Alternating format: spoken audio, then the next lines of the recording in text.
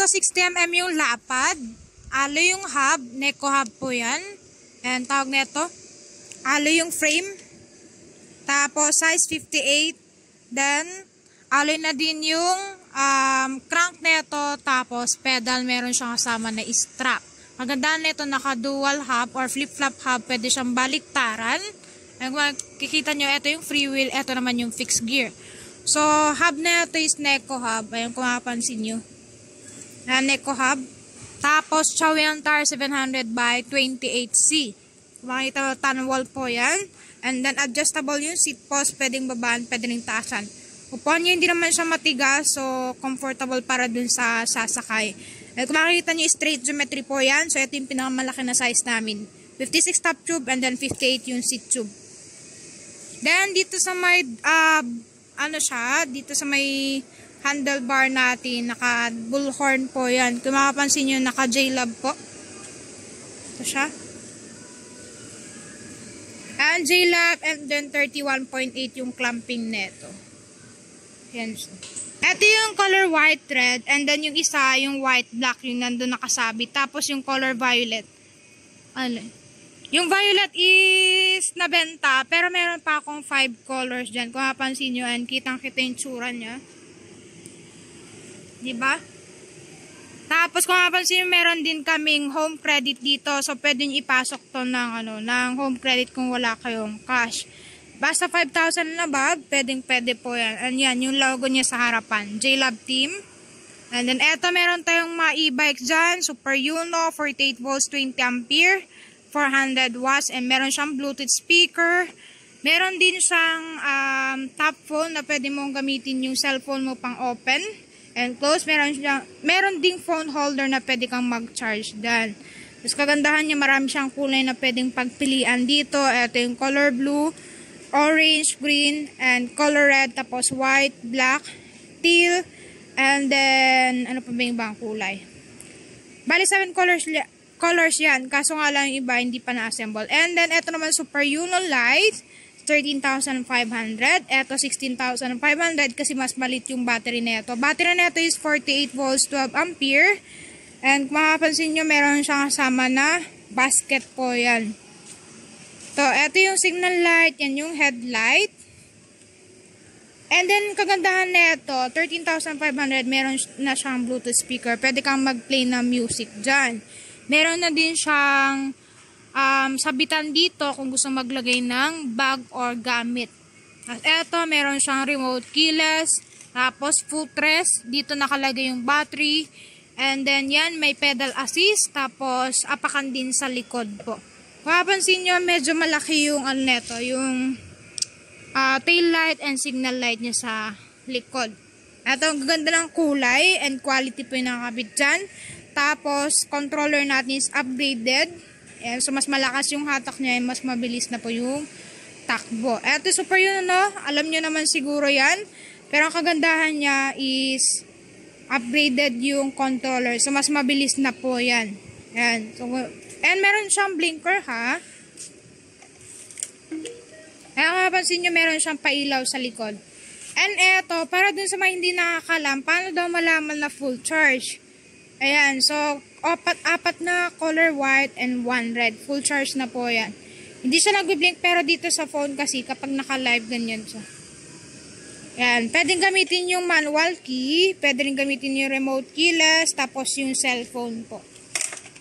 Mapapansin nyo, pailaw. So, eto meron tayong alpha wave dyan. Kung gusto nyo naman to, available po. So, 60 volts, 20 ampere naman yan. Ang pwede nyan takbuhin na sa 50 to 60. Kaya mapapansin nyo yung itsura niya sa harapan. Para sa yung eagle. Ayan yung sa harapan naman. Yung ilaw niya. Yan, meron siyang kasama na free top box, ha. And para siyang motor, so kapag gagamit ka nito, hindi naman kailangan na irehistro kasi wala pa naman binababa na policy, but at least meron kayong driver's license. Tapos may lagayan din sa loob neto. Meron na din siyang reverse. Ayan siya. And park. Pwede mong i-park yan para hindi Pag nakaupo yung bata, yan, safe pa rin po. And dito, pwede nyo akong i-contact dyan or tawagan. Tapos, eto yung address namin. Bale, nasa boundary kasi kami ng Barangay Cuyab and Muntinlupa. Pero papasok kayo sa RMT Tunasan. Kaya, search nyo sa Google Gel Antelope Bike Shop. Ayan. Available yung mga fixie namin, mountain bike and road bike. And then, eto yung e-bike natin. E-bike po yan, so hindi yan motor ha, or the gas, hindi electric ang ano na ito. Tapos, ang pwede niya takbuhin nasa 50 to 60 since isang set lang pinakabit. Pero pwedeng siyang kabitan ng dalawang set.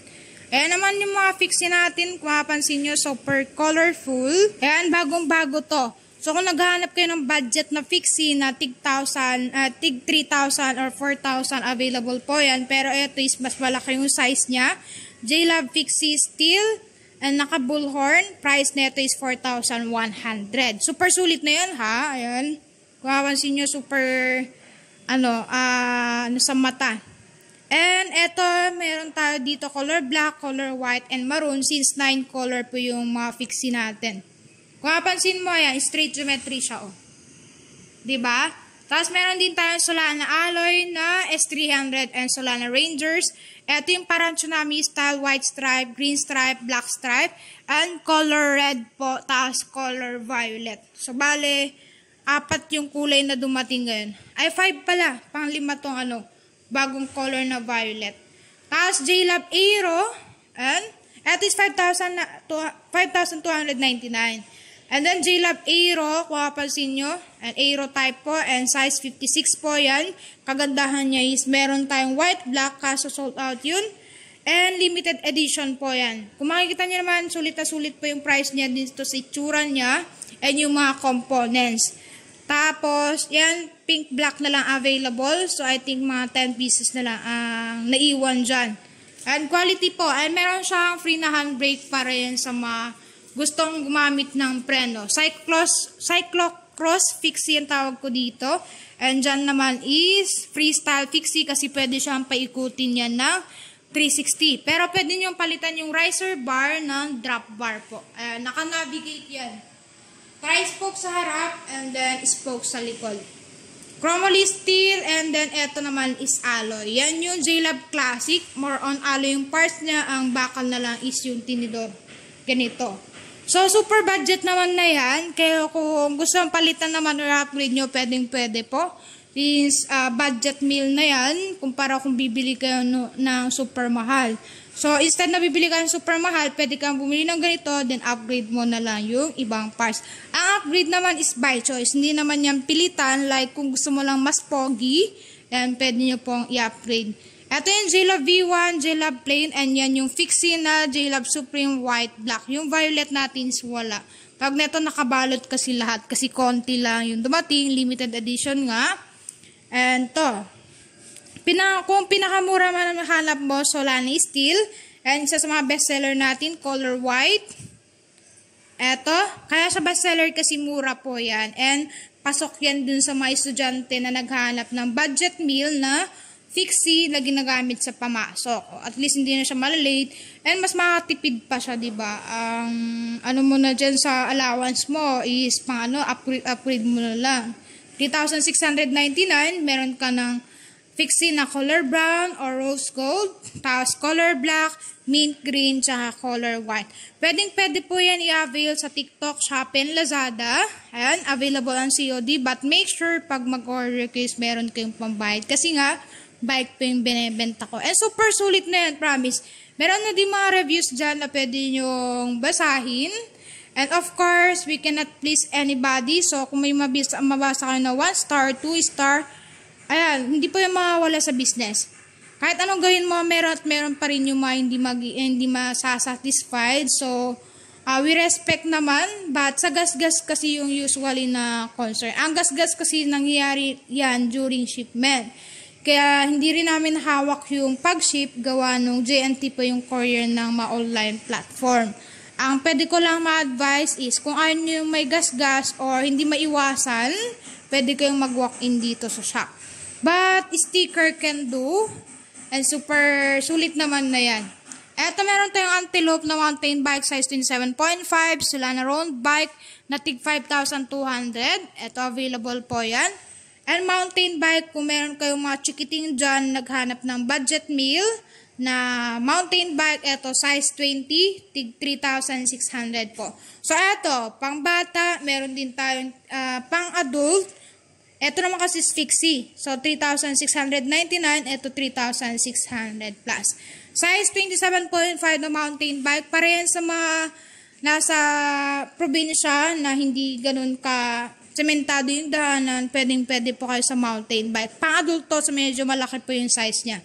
27.5 color red, color green, and then color black. Tapos meron din tayong size 26 na bakal, and affordable, and pwede yan sa mga 5'5 pataas, pwede rin yung mga 5 feet and below. 3,900 plus, eto naman yung alloy na size 26, hydraulic. So, mas mura yung mechanical and bakal. Syempre, bakal nga, diba? So, 3,900 plus, eto, hydraulic alloy, 6,000 plus. Pero hydraulic na yan. And then yan. So, tour natin. Ito po yung tsura ng package natin kapag nag-order kayo sa TikTok.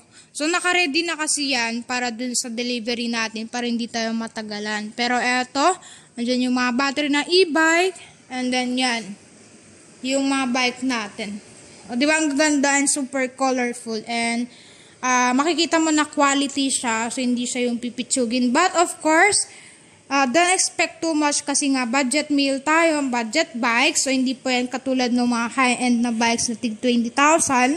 Pero super sulit and super affordable na po yan para dun sa mga naghanap ng budget bikes. Ayan, marami naman tayong mga good reviews. And sa mga ano dyan, eto, J-Lab. Kung gusto na medyo less na upgrade, J-Lab.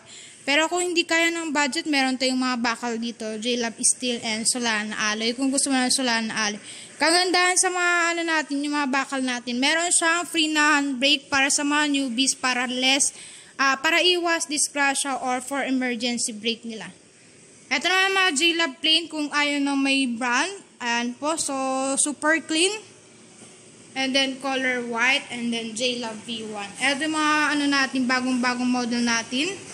Si J-Lab Supreme, white black, and then white red yung nasa harapan natin. Diba? Super ganda ang e-bike po.